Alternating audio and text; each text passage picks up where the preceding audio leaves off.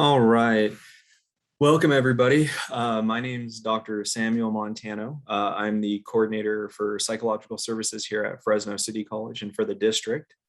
I really want to welcome everyone here, and I want to welcome you all to the first virtual session of our campus stress reduction training series. We have 3 more events scheduled for this semester and are really excited to start with this one on de-escalation of self and others. I think due to just the ongoing stresses we've all been under due to the pandemic, the recent return to campus, political and social issues, it is no doubt perfect timing to take a moment and focus on de-stressing and de-escalation. Therefore, again, you can probably tell, very excited to have my team present this training to you, and I believe you all will benefit from the information and material presented today. I'd like to take just a quick moment to acknowledge my team. The 3 presenters today are all a part of our predoctoral training program in clinical psychology. They're all getting their doctorates in clinical psychology. Our program is approved by the American Psychological Association. So with us, we have Michael Reda, who is one of our interns who is coming out of a graduate program at Fuller Theological Seminary in Southern California. We also have Natalia Velasquez. She's one of our interns who is coming from the Florida Institute of Technology graduate program. And finally, we have Jamaria Lewis, who is one of our grad students as well, coming from the California School of Professional Psychology at Alliant International in San Francisco. So with that, thank you all for being here, and I'm going to turn it over to my team. Thank you, Dr. Montano. Good afternoon, everybody. I would like to welcome you to this webinar. So the webinar is on de-escalation for self and others. And before we get started, I wanted to open it up for a poll question. So that poll question is going to ask you guys, what have you had a student in crises? So take a few minutes to answer that poll question.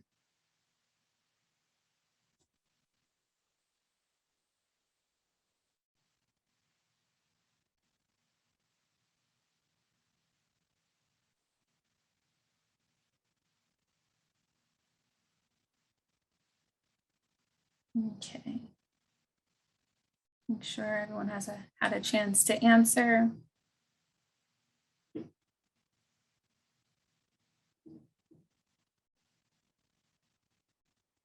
So the question is a great question for us to start off with. And, if you've had a student in crises, we also want to know what caused their crisis. How did you help this student de-escalate? How did you de-escalate that situation when you had a student in crises? These are some of the questions that you might be asking yourself, and these are some of the questions that we are going to address in today's webinar. So as we move on, Active Minds conducted a survey where so here are the results of our poll. So a lot of people identified that no, they haven't had a student in crises. Some people reported yes, more than one student. Some people reported yes, I've had one student in crises. And then some said no, but I've suspected a student has been in crises. So this is great information because we're going to help you identify those students who have, experienced a crisis. What are those triggers? What are those warning signs? And how to help the student de-escalate. So when we address that, we're going to talk about the survey that Active Minds conducted. So they asked college students currently, what are they experiencing during the pandemic?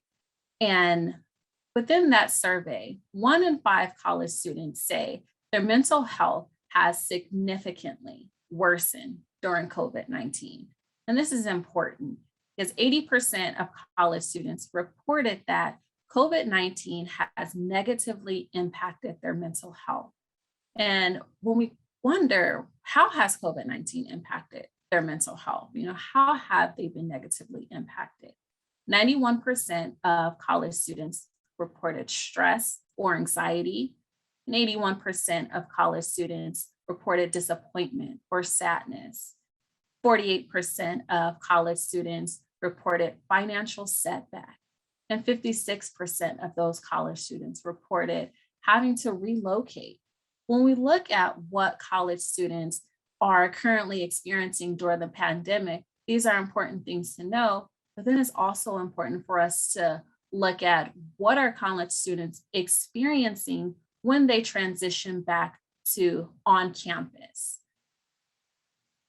When we look at this, students have been doing online learning for a year. So they've been remote. And during this pandemic, now we're going back to in-person learning. So what does that look like? What does it look like for these students, and what are we experiencing? Some students, they are first time away from home, and they're away from their social support, that support system. They may have moved from a different city. They may have moved to a different state. So then now they don't have that support. Some students, this is their first time as a college student. So they've just graduated high school and they're on to the next step. And this is new for them. Other students, changes in their sleep schedules. Spending 1 year remote, some students didn't have to set their alarm to wake up early to get to school. So they just wake up a few minutes before class. So now there are changes in their sleep schedule. And there's a new environment for the new students that move from a different city or a different state. You know, this is a new environment for them. Or the students that came from high school to college. This is a new environment for them. And then we factor in COVID. You're around, people wearing face masks, the social distancing, that's new. There's also the higher academic demands and the pressure. And also you just being around other people. That's also what college students are experiencing. And when we look at what they're experiencing, we're going to look at, what causes a student for a crisis. If we can go to the next slide, please. So what is a crisis? A crisis is any situation in which a person's behaviors puts them at risk of hurting themselves or others, and or when they're not able to resolve the situation with the skills and resources that are readily available to them. Not only is it important to know what a crisis is, it's important to know how do you de-escalate a student that they're in your office or they're in class and they're in crisis. So what is de-escalation? De-escalation is a reduction in the level of conflict. It's approaching the situation from a less authoritative, less controlling, less confrontational approach to gain more control in the situation. You're going to use the psychological, verbal, and nonverbal techniques to guide the communication between you and the student, to control their emotional response. When you're identifying a crisis within a student, we're going to look at what the triggers are. You can go to the next slide, please. So what are those triggers? Sometimes it's hard to know what triggers a student. Just a few things can be unpredictability. You can have a student come to class, get there, class is canceled. You can have a student come to class, there's a new teacher there, a new professor, or a class has changed to a different location. That's unpredictable for them. Students may experience sensory overload. Maybe the classroom's too cold. There's too many people. It's too loud.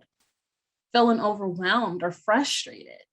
The pressures of timeliness, interruptions. You can have a student presenting and they're maybe interrupted by a peer or they're interrupted by a professor. Repeated failures. Students that may get, multiple fails on an exam or get their homework assignments back and they're not doing so well. COVID-19, that's a big one. That is a big trigger if we're looking at the transition from remote learning to in-person. That's a very important thing to look at as a trigger. Being around large crowds of people, going from in-home to now you're around maybe 5, 10, multiple students. Poverty, having to perform, increased agitation, and students that have experienced sexual assault. Those are triggers for students. So when we look at what triggers a student to escalate into a mental health crisis, we also want to look at what are those warning signs. Next slide, please. So when we look at the warning signs, you're looking for students that are struggling academically. So you may have a student who has been getting good grades on exams or has been getting good grades on their assignments. And now you're noticing their grades are going down. They may be withdrawn. They may not participate in activities with their friends. They may not actively engage in the classroom discussion. Increase in alcohol or substance use. You may have some students report to you that they may have used, or you may suspect or smell it on a student. The lack of self-care. You may have a student come to class and you notice that they're disheveled. Their hair is not done. They may be wearing the same clothes from the week before, or you just may smell that they haven't showered. Students experiencing major life stressors. So students may have just broken up with a partner. Students are being bullied or just experienced a death of someone close to them. Changes in perspective. You may have a student come into class, start saying, I'm going to pass this class because my goal is to graduate, transfer to a 4-year. And then you notice a student start to say, what's the point? I'm not going to pass this class. I'm not going to go to a 4-year. I'm not going to graduate. So their perspective changes. Experiencing hopelessness, unfocused. Students may also, you notice thoughts of suicide and self-harm behaviors. You may notice a student, you've seen cut marks, or they may be banging their head on the desk. Extreme mood swings, panic attacks, or a student, you notice that they're eating or they're sleeping poorly. When we look at what those warning signs are within the students, we want to know, how do you help this student de-escalate? And we're going to go over the de-escalation tips, and I'm going to hand it over to Natalia. Thank you, Jamaria. Next slide, thank you.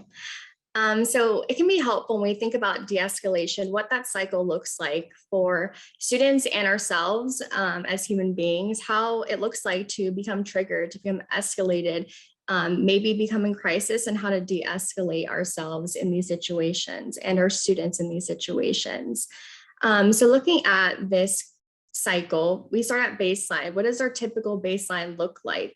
Students, as Jamari was saying, have a number of triggers that might trigger them. We also have triggers that might trigger us as well, right? So this could be things like the COVID-19 or hunger or being tired or asked to perform in different capacities in class. And at times here we can already start intervening and helping a student calm down to try to de-escalate them. But sometimes that doesn't work. And sometimes emotionally we could be triggering them in some ways that causes them to continue escalating. So here we might notice physiological changes within the student. Maybe we notice them getting upset or just more agitated in these situations. And so here again, we can continue to offer coping strategies, trying to redirect them, seeing what we can do for them in these moments.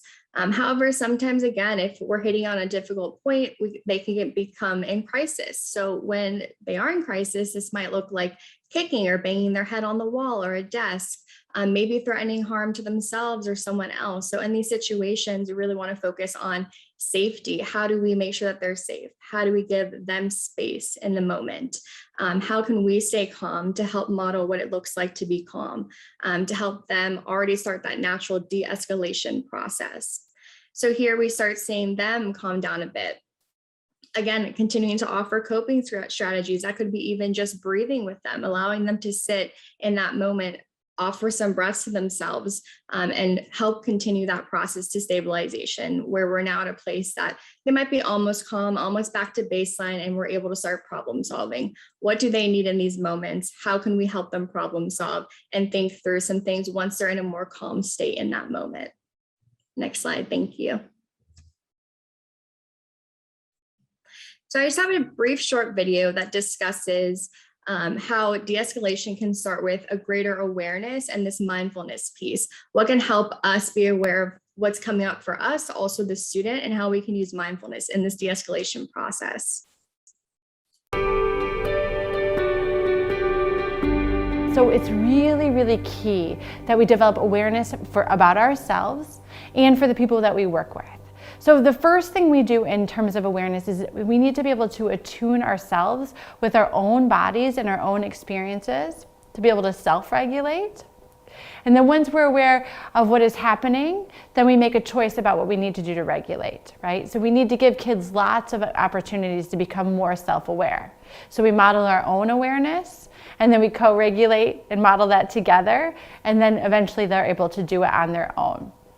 So today, all of our opportunities to practice awareness will be around being aware of emotions, physical sensation, our breath, environment, and thought. So awareness is really, really key to what we're sensing and experiencing in our bodies, all right? So when we bring awareness, present moment awareness, it brings the function of the core regulation network back into balance, right? So if my heart is pounding, if my muscles are really tense, right? If my circulation is really, really increased, and I'm experiencing that in my body, but I can bring my present moment awareness to say, okay, wait, my feet are back on the ground. I'm with someone that I trust, right? I can't get too caught up in that cycle once I realize where I am and if it's an experience of safety. And then once I'm able to really understand my own emotions and my own physical sensations, I'm way more likely to be able to have empathy and feelings of goodness and connection toward other people and their feelings and emotions. So then the other key part of awareness is that it brings the activation down, so it brings that engagement down, but also awareness can bring energy to the immobilization, to that parasympathetic shutdown state, okay? So this is the very first step in emotional regulation. So if I could give you the only formula to what we've created here for understanding mind-body skills, is that awareness is first. Awareness is key. Present moment awareness, and then adding a practice to help the individual feel calm and connected and joy and grounded and present moment experience grounding, then that leads to self-regulation. So first we must be aware, and then we add in practice in to help re-regulate, and then eventually we're able to self-regulate. Awareness is deeply connected to mindfulness. Mindfulness, the definition of mindfulness is simply maintaining present moment awareness of thoughts, emotions, sensations, or surrounding environment without judgment, right? So just whatever is there, becoming aware of it, paying attention to it on purpose. And then in turn, what this will lead to is the nurturing of positive states of mind, such as kindness and compassion, okay? So when we can be mindful of anything that's happening right now, listening, breathing, our bodies, our thoughts, emotions, sensory experiences like eating, moving. We can be mindful of things like gratitude and generosity. All we're doing when we are practicing mindfulness is directing our attention and awareness with no judgment. So mindfulness and awareness are key intertwined concepts, and mindfulness is really just the practice of awareness.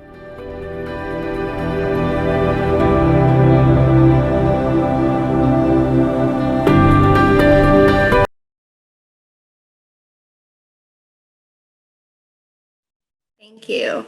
So just to reiterate this piece of mindfulness, so bringing that present moment awareness to ourselves. So ourselves as the caregiver in this situation, trying to offer support, trying to offer help to this student. How can we de-escalate ourselves by bringing attention to that breath, to that grounding experience? In a crisis experience, of course, sometimes we don't have 5 to 10 minutes or even 2 minutes to go through an entire breathing exercise. However, take a few moments to offer yourself that grounding movement, even if it's 30 seconds, to focus on your breathing. Notice what's coming up for you, what feelings are coming up for you, what thoughts are coming up for you. Is your body tense? And I want to practice a few moments now, just to get settled and seeing what that might look like for a few moments now. So yeah, I can't see you, so I just encourage some practice here, but take a few moments now. Bring your attention to where you're sitting and to your breath. Notice how it feels to breathe in this moment. Maybe you notice that you feel calm, your breath feels relaxed. Maybe it feels short. Maybe anxiety is popping up for you. Talking about crises can maybe cause that. Maybe it feels warm as you breathe out and cool as you breathe in. Whatever your experience is okay in this moment. Now, as I'm talking, and as you're focusing on your breath, notice any thoughts or feelings that pop up for you right now, or bodily sensations, or memories. Take note of that and just offer yourself some breaths in this moment.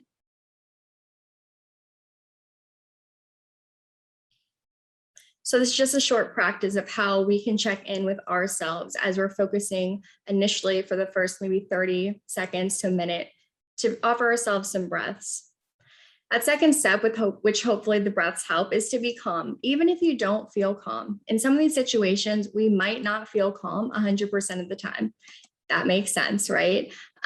So how can we appear calm though? Because in a situation of crises, the other person might not feel calm at all. So how can we model that and what that looks like for a student in front of us? Reassure ourselves that you got this, having that self-reassurance in your mind that you might have experienced this before, you're learning about it now, or maybe you've even heard about it. And there's some skills that you absolutely know that can help you in this process. So reassure yourself that you can do this. Position yourself for safety. So it's good to remember to keep an arm or leg's length in between you and that student that's in crises, offering them the space in their crises, but also to remember that you want to be safe as well. So giving yourself that space to feel safe. If you need to leave that situation, you have enough room in these situations. And we'll talk a little bit more about that moving forward. And lastly, asking for help if you need it. You're not alone in the situation. There's colleagues that can help you if you need help. We're here if you need guidance. And so if you do need help after you've escalated someone or in the middle of de-escalating someone, ask for help if you need it. Next slide. Thank you. Now, once we've brought attention to ourselves and we've been able to calm ourselves down a bit, how can we de-escalate others? So we want to focus on some nonverbal tips. As Jamara mentioned before, this is good to have that greater awareness of how we look to the person who might be in crises. It can be good to make sure that you're in a private environment away from an audience. So if this did occur in class, maybe step out with the student. If it's in person or if in Zoom, maybe do a breakout room to get that person on their own. That can help decrease arousal, not being in a group, not having the feelings that come up with being in a group, and having that one-on-one space with you. Focus on personal space. So most people feel uncomfortable in general if you're too close to them, depending on the person, but the amount of personal space someone needs might vary based on the situation and based on the person. When someone is in a crisis or an escalated situation, being too close can increase that anxiety. It might even be perceived as threatening to that person as well. And so providing this personal space, again, an arm's length or a leg's length between you and that person, can show respect. And it can make the difference between the person listening to you, being open with you, being able to have that conversation of what's the most helpful for them, or for them shutting down and even becoming defensive. So giving them that space can be really helpful to start that de-escalation process. If you must enter someone's personal space to provide them immediate care, if there's for some reason an emergency, try to do your best to explain what you're doing and why you're doing it so the person feels less confused and less frightened in that situation. And also at times, if you're with someone that you have a good relationship with or good rapport, sometimes a gentle touch on the hand or the shoulder can be comforting, but I would note that just make sure that you have a good relationship with them and that it'll be taken appropriately and positively to be able to de-escalate them, because at times, if it's not, it can actually escalate the person. So be conscientious about touching someone or moving into their space closely. Remember a supportive stance. So we talked a little bit about this. So avoid toe-to-toe challenging position. If that person is in front of you, you don't want to be standing directly towards them with your toes pointed towards them. Sometimes that can be seen as a threat. So Instead, we want to stand off to the side, maybe your toes pointed off to the side a little bit, and appear open with your arms and your hands.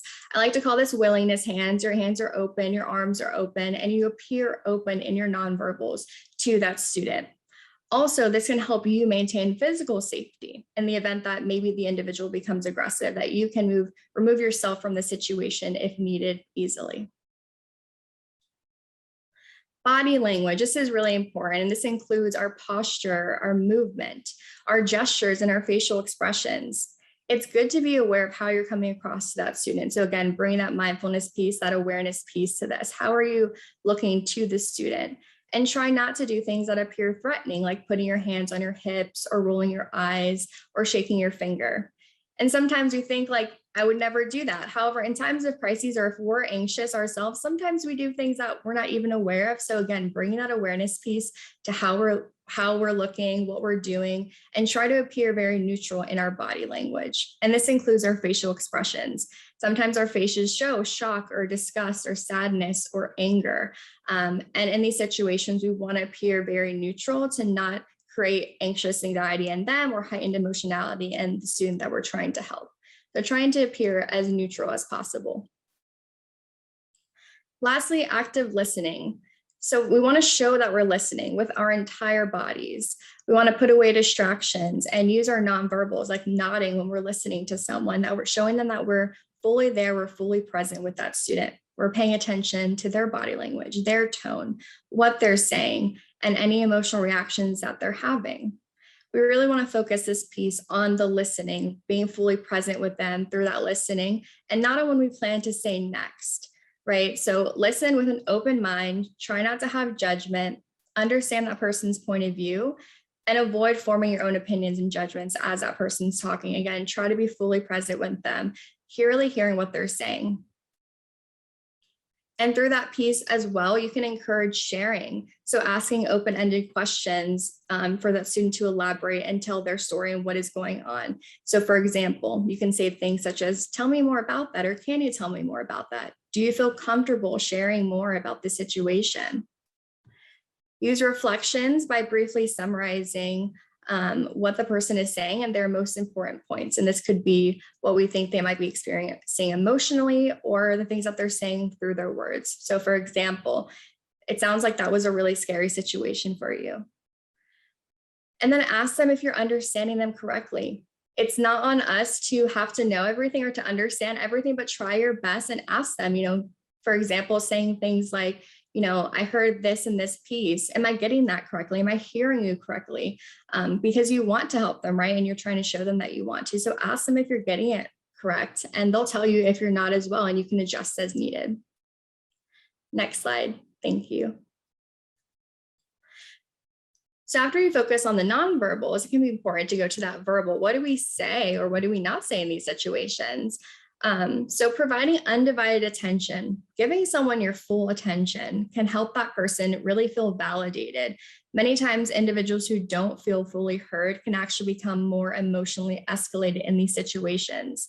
So you can show this by making eye contact, nodding your head on occasion, as we mentioned before, leaning into that conversation physically, and saying things such as, I hear you, I'm listening, I'm with you right now. Or even just small mm-hms as you're nodding. So again, showing that you're listening with your entire body and your full intention to be there with that student. Be non-judgmental. Show that you're non-judgmental with your words and your body. If you appear judgmental during a student's time of crises, it can likely escalate that student more, again, more upset, or they also might shut down, and that might make it very difficult to know if they're safe and to make sure that they're safe, or to gather more information to see how you can best help them. So we want to be non-judgmental in these situations. And we can do this by, again, maintaining that neutral tone of voice and facial expression. So remaining calm in our voice, having a calming voice, relax lips or eyebrows, also relax body position. So shoulders down, uncrossed arms, again, being very open, use gestures minimally. We don't want to be pointing or waving. A lot of times that can appear threatening if we're using a lot of hand gestures. And then refrain from asking challenging questions. that might appear judgmental because we want to appear non-judgmental in these situations. Also, sometimes you might get challenging questions directed towards you. We want to also ignore those as well. Many times it's not about you, so try not to get defensive in these situations. Try to stay calm and stay on message and goal. Make sure that that person is safe. How can we best help them? Validating feelings. So validating someone else's feelings can help them feel understood and heard in that moment. Many times it isn't about fixing the problem as much as it is about understanding and validating that person's experience. So even if you don't have the answer, that's okay. If you're with them, fully present with them, hearing them, a lot of times that does 80% of the work in some of these situations. Use emotional words to help reflect what the client or the student is feeling. So again, things like that must have been really scary, or that must have felt really challenging not to know what to do in that situation, or that must have been very upsetting. So reflecting what they're feeling in these situations. And then ask them to share more about what's coming up for them. Tell me what that feels like in these situations. And again, remember that the person's feelings are real, even if you don't believe that they're justified. So again, trying to be non-judgmental. What that person is going through could be a very significant moment in their life, whatever that is for them. And their emotional experiences are real and true in that moment. And that deserves validation and respect, even if you don't agree with it in that moment as well. And lastly, allow silence in the room. Silence can really provide students or individuals to process their thoughts and feelings in order for them to answer you in the best way possible. Sometimes it already starts that natural de-escalation process when they can take some breaths, have that silence themselves, collect their thoughts, collect their feelings, and share with you best what they need in those moments. And I like to call these pregnant silences, or silences that they're developing something in that moment. It gives them the space to share with you through that silence what they need. Next slide. Thank you. So coming back to that cycle, right? We're back to the place where hopefully they're a bit more calm. They might not be zero, but we might be, a bit more calm than what they were initially in crisis.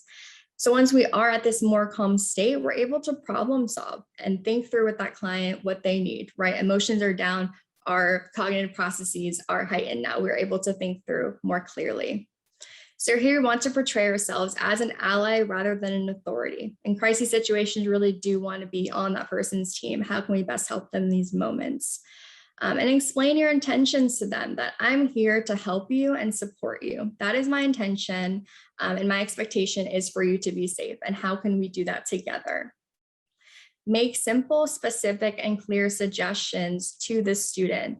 A lot of times when we are in emotional crises, we can't really take in a lot of information. So it can be helpful to have concise, clear suggestions and recommendations.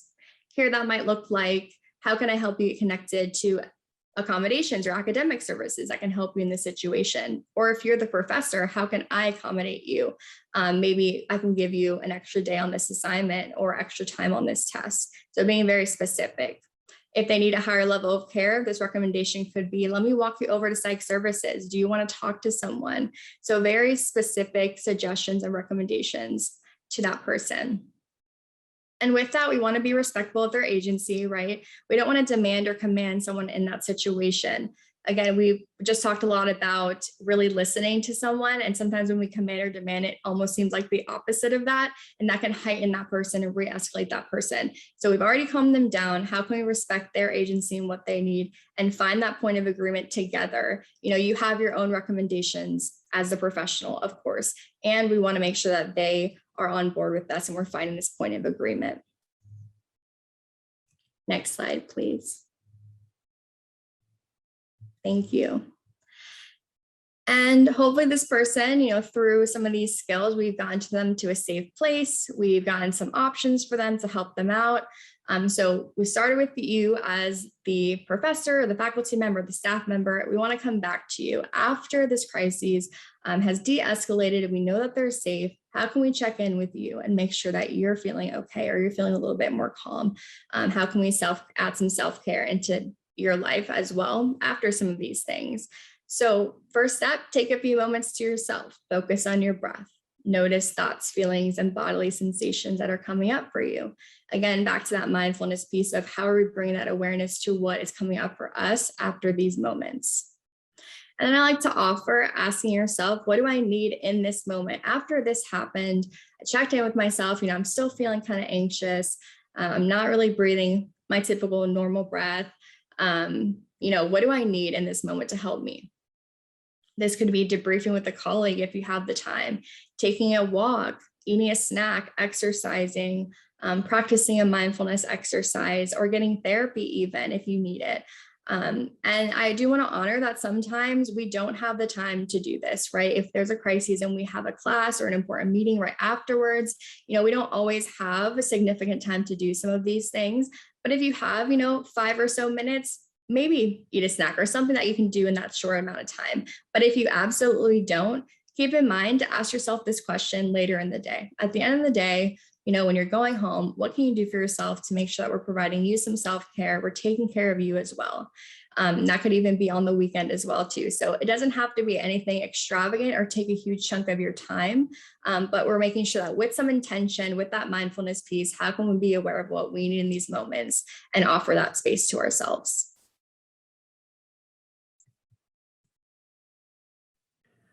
Okay, thank you, Natalia.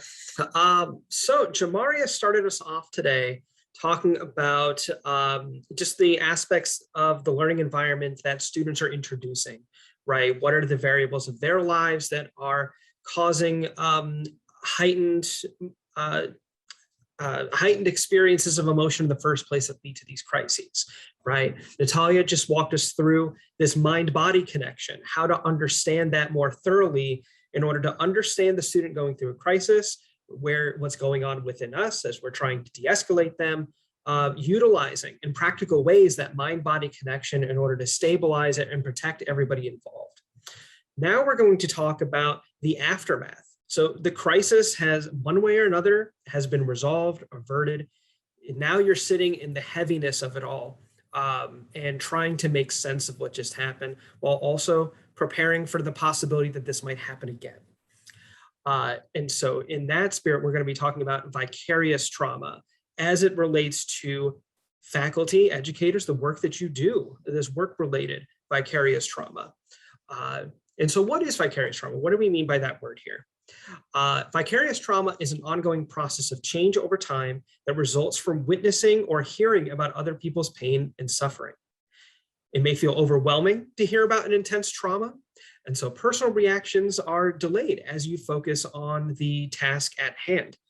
You are taking in someone's experience of direct trauma in a way that also traumatizes you. We cannot help but have some sort of response or reaction to the difficult things that we see, that people tell us about. And so it's happening secondhand, but it's still happening. It's still part of your experience that's being introduced to you, and you need to find a way to make sense of it. Listening to traumatic material, therefore, can also trigger memories of your own previous traumas. Jamaria mentioned things that students might be going through, such as COVID-19, difficult breakups, family stressors, even academic stressors, maybe not doing well in classes. These are all things that are part of our own personal narratives too. At some point in our long journeys in education, we've had that feeling of knowing we're not doing well in a class, but pushing through to the end.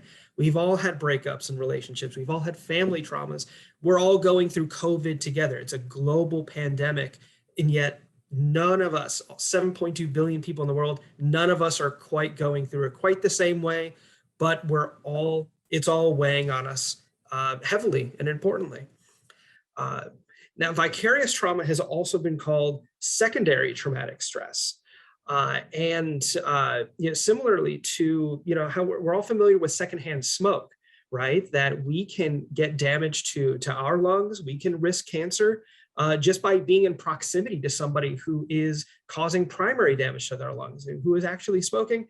Trauma works very much the same way, that we can be traumatized ourselves just by being in proximity to somebody who's going through an emotional or mental crisis. You'll see the study that I've quoted here that coined this term, secondary traumatic stress and vicarious trauma, going back to 95, 97. A lot of these studies in the psychology literature about vicarious trauma. In the 80s and the 90s, they were psychologists that were looking into themselves.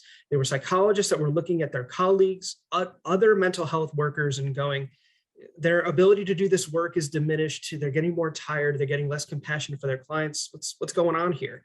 Why is this happening? Why is this work becoming so heavy for people that care so much about these people? And then those studies continued into, working with people who are in, very heavy trauma-prone positions, such as military personnel, first responders. You'll see this time period, 95, 97. Well, maybe at that time, education wasn't on that list, but the Columbine shooting in 1999, that very rapidly, very suddenly made education, high schools, college campuses, made these places into places that aren't guaranteed to be safe, places that are actually prone to faculty and students both seeing traumas play out right in front of them, seeing very difficult things. And so nowadays in the 21st century, we are very much thinking about education, the work that you do as a trauma-prone profession. So how do we make sense of that? Next slide, please. Thank you. So what are the signs of vicarious traumatization? What can it look like? What usually does it look like? Well, vicarious traumatization can and often does look very similar to primary traumatization, with the main difference, though, being that vicarious trauma often happens under the radar. It happens very gradually. We dismiss it immediately because it didn't happen to us, right? How can I have such a strong reaction to something that didn't happen to me? Well, we keep telling ourselves that, but those stories that we hear, they pile and they pile and they pile until they become very heavy. We don't realize the stress of what we've been carrying until we've been carrying it for far too long. And so what that looks like is that it can make us avoid wanting to talk about our feelings, wanting to avoid talking about how it truly is impacting us. We become easily startled or irritable. Perhaps we see a student in crisis, and rather than immediately going, oh, how can I help? I have to do something. We go to, oh no, not this again. I can't handle this. We have difficulty sleeping. You have that hypervigilance, that always on, always ready for something to happen that prevents us from going to sleep at night. For those of you that are educators and faculty, maybe you start worrying that you're not doing enough for people. These students keep coming in, they're having crises. Maybe I could be doing something more. Why does this keep happening? Is there something I can do to stop these things from happening before they happen? Going to that place of self-blame, right? Feeling trapped in the work, feeling that you're just stuck in this cycle of teaching and doing the best you can to get through your lectures until a fire happens and you have to put out that fire, or you have to just, all of these different crises keep popping up and you're just ready to react. And there's nothing you can do. You just need to react as they come up, feeling trapped in that cycle. Diminished feelings of accomplishment. Maybe you had certain dreams, certain goals, certain aspirations when you joined this profession, when you sought to work at a college campus and be in that sort of work environment. Maybe you had those dreams, and over time, as the work has become heavier, those feelings are gone. Maybe you don't get the same sort of fulfillment out of this profession that you used to. And diminished joy in recreational activities, that even when you're off the clock, even when you're able to leave the job behind and focus on other things that are supposed to be life-giving, supposed to be enriching, those things are also diminished. We're not able to enjoy them quite the same way that we used to. If any or all of these things are present in your life, that might be a sign that some trauma has taken place, some trauma has taken root as you've dealt with one student crisis after another. Perhaps some of these things, noticing these things in yourself, perhaps that's what, some of the things that have brought you to our presentation today in the first place, that you've seen students in crisis before and have noticed these changes and wanting some tools to how to address them. Next slide, please. And one thing I want to address as well when talking about vicarious trauma is that I think in popular culture, you'll see, especially if you follow any sort of like psychology TikToks or social media, you'll see vicarious trauma and burnout used interchangeably. And while I want to address that, yes, the symptoms of vicarious trauma and burnout do overlap in many areas. Vicarious trauma may lead to burnout. They sort of, pour into one another. But there's an important distinction, I think, in just being in practicing what Natalia had mentioned before and being mindful about how this is affecting us and how we carry it with us in the future. There's an important distinction in that burnout is much more systematic, in the sense that changing the circumstances that created burnout, such as improving the system or the work environment, changing the classroom setting, changing the learning environment, giving teachers and faculty more time off, higher pay, equipping with resources such as these that make you feel more ready to handle crises as they happen.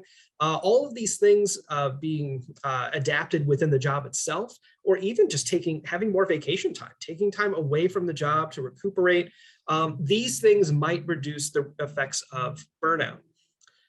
Vicarious trauma, however, is going to persist through all those things.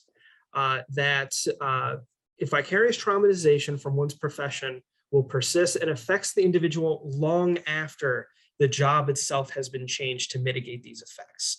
I'm sure all of you have colleagues that have since retired from teaching, yet still have the effects of working in this profession have taken their toll, right? That even people who have left teaching and yet still find themselves thinking about that one student, wondering, where are they today? Did they get the help they needed? Wondering how they're doing, having dreams, flashing back to really difficult times in this profession, in teaching. Those things persist. And again, even if the teaching profession itself is reformed, vicarious trauma is here to stay. It's something we've internalized on such a deep level, and it's so deep rooted that it takes a long time to then uproot those things to make meaning out of vicarious trauma. And I also want to, but speaking on the subject of burnout here, little shameless plug for our next topic in September, where we're going to go more into the differentiation between trauma and burnout and what to do with burnout. There's a very specific form of burnout that we're all dealing with right now called Zoom fatigue. It's a very unique stressor and something that we can certainly mitigate the effects of, even in this global pandemic where we're sort of being forced to use Zoom. We can still mitigate some of the stressors associated along with that. And we're going to be back again in September. I believe it's September 28th to talk about primary prevention of that stress, stress reduction overall, and burnout that has been associated with Zoom fatigue and just the way that we've had to adapt so quickly in this very unique learning environment. Next slide, please. And so here's a graphic that helps kind of chart very simply, very straight to the point, but charts the ways in which vicarious trauma sort of become internalized, the way that they affect us on a personal level. One of those ways is it changes our worldview. When we see trauma after trauma after trauma, and we start, feeling the effects and the heaviness of all of that, well, it changes the way that we see the world, especially in the context of something global, like a pandemic, for example. The way in which we thought of teaching, the way we understood who is a student, what is the archetypal student, what does it mean to be a professor, to be a teacher, what is education? What is the world in which I'm teaching in? These are some very, very big questions whose answers are changed based on the traumas that we understand and experience as we go through various different classroom experiences. It changes the way we see the world and human nature as a whole, makes us rethink a lot of those big things. But then even alongside of that comes our individual response in terms of how deeply are we going to hold this trauma? What emotions are we going to wrap around this trauma? And so you see here on the left here this negative, the negative response to trauma, which is to allow yourself to be traumatized by it, to let it be this drain on you, to keep suppressing it, to avoid talking about it, avoid expressing it, to ignore it and just kind of push through until you have to deal with the next crisis. These things are going to weigh on you. These things are going to actually make you more prone to being traumatized again in the future. This is a pain that's going to compile on itself if we react to negative events in negative ways. But we also have options here, just like Natalia talked about before, that there's nothing, no one is happy about engaging a student in a crisis, right? No one wants to see any student be in a crisis. No one wants to have to be in that scenario. But we still have our options on how to engage positively, or even just to engage neutrally in order to stable everybody out and continue with the business of teaching here. And so we can employ some of those things that Natalia talked about in order to create post-traumatic meaning, to make ourselves more resilient, to be able to reflect back on the role that you had in de-escalating, to reflect on how that went, what the outcome was, and to be able to ask yourself, like, how does seeing this trauma, how does going through this crisis with the student, how has it made me a better teacher? How has it made me better at my job overall?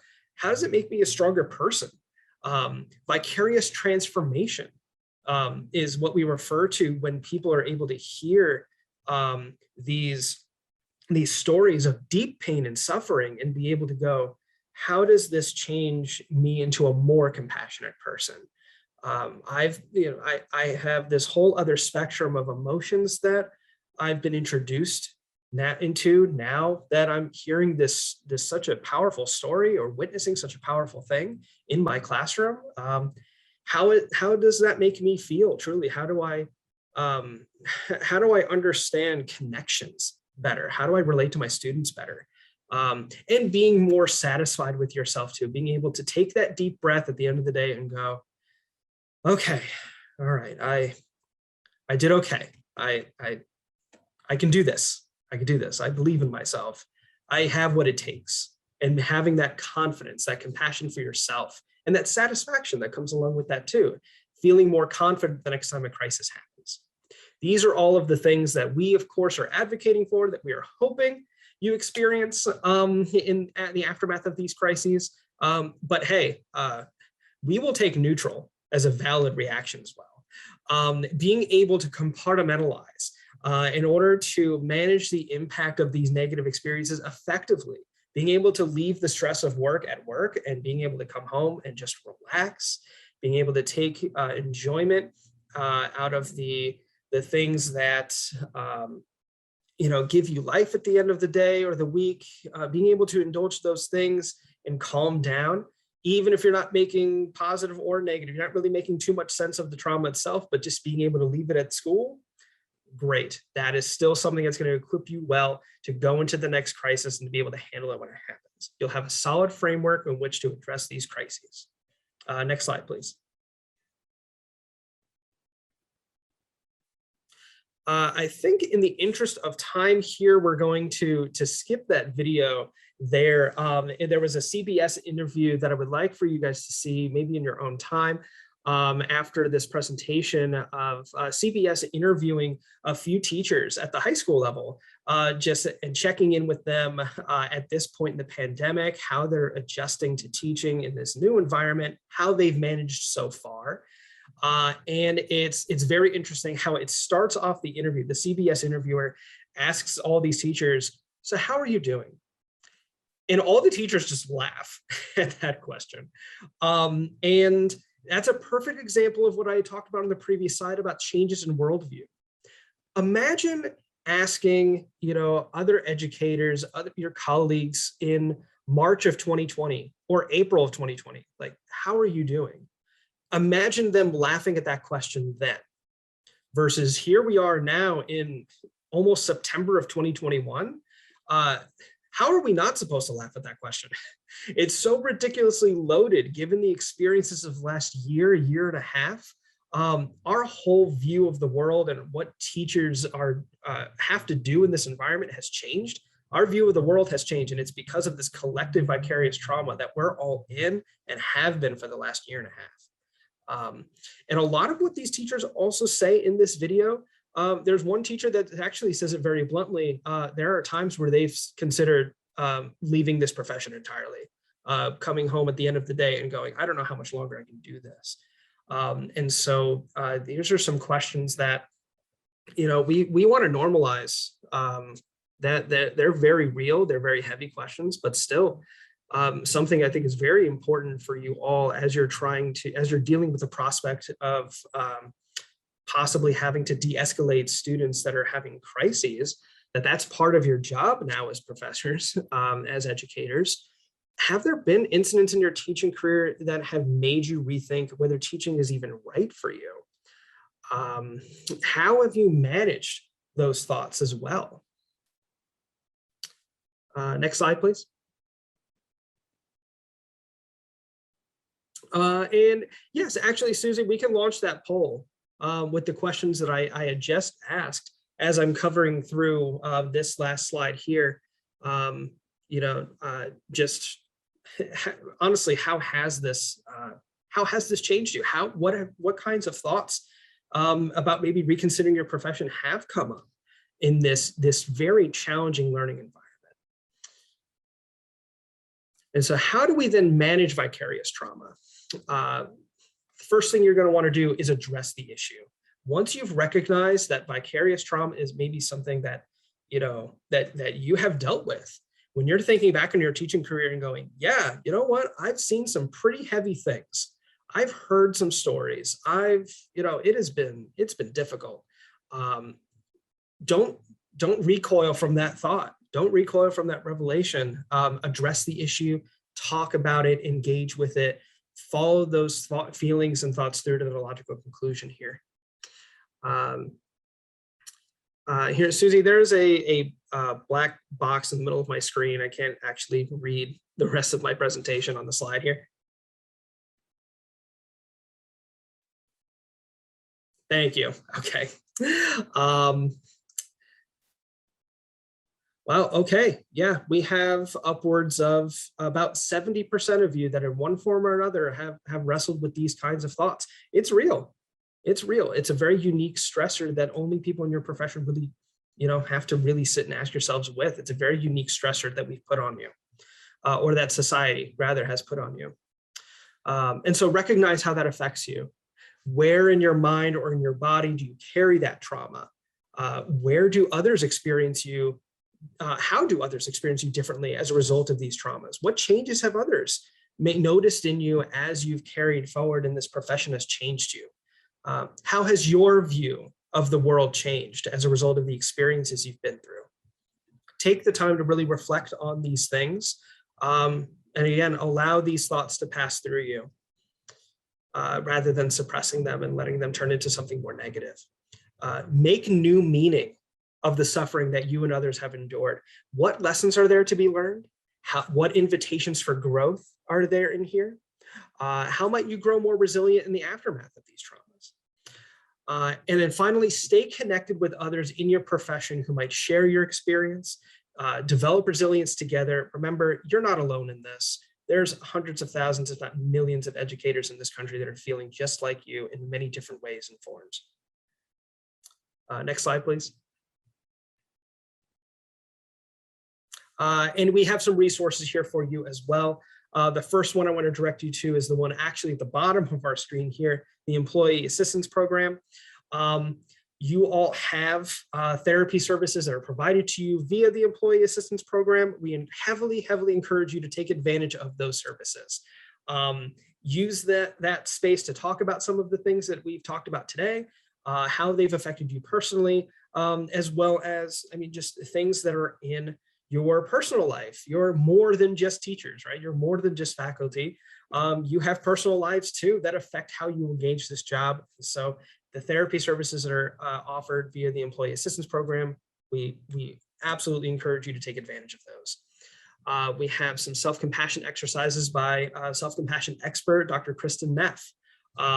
She is a leading expert on this, and hey, her website offers some free exercises. They're very quick, maybe 5-7 minutes long, that are able to help just decompress and the aftermath of a crisis. Like what Natalia was talking about before, just being able to check in with yourself, use some practical, take some practical steps in order to regain mindful composure in the aftermath of having to deal with a heavy crisis. And various apps as well. You can find in the App Store about mindfulness.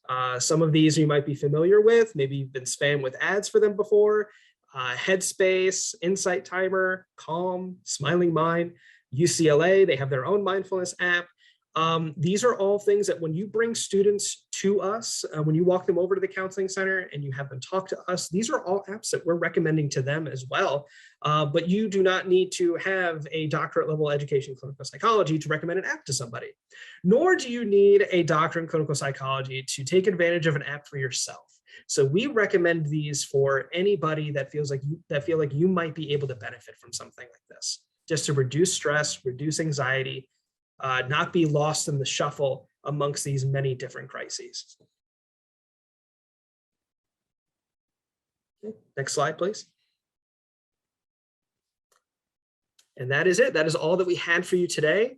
Thank you so much for being a part of this today. Here, I will turn it over, I suppose, to my colleagues or to Dr. Montano with any sort of final thoughts. Thank you for responding to the polls and the questions that we've had throughout. We're so appreciative of your answers, and just thank you so much for engaging with us today.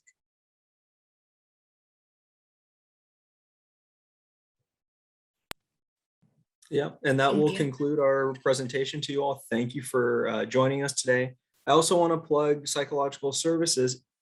We also offer consultation to staff, administration, on how to deal with maybe a certain situation that you're going through. You can always pick up the phone and call us.